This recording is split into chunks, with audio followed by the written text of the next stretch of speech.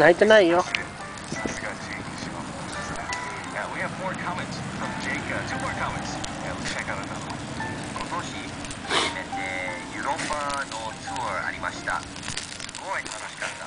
And I think we're going to be going back very soon, so I'm looking forward to that. You know, I love touring, I love traveling, and just doing concerts and learning, you know, more about music and about myself and about other people.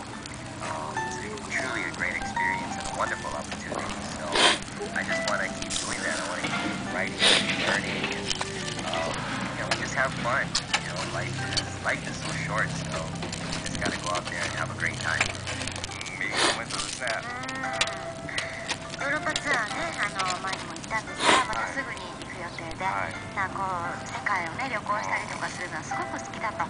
で、旅行とかこういろいろとライブで行くことによっていろんなことが学ぶことができるよって、音楽とか人とか、ね、これからも今までと変わらずもういろんなことをこう学び続けていきたいなっていうことですね。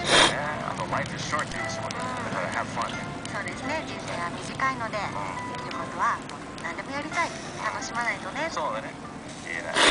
Alright, our last comment from Jake Shimabukuro.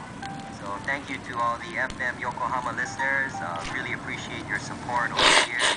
It's been 8 years since my Nihon debut. Yes, arigato. It just went by so fast. It's boy, hayai. But I've been having a great time, and I hope to keep coming back to Japan year after year. So thank you very much for your support. Please take care.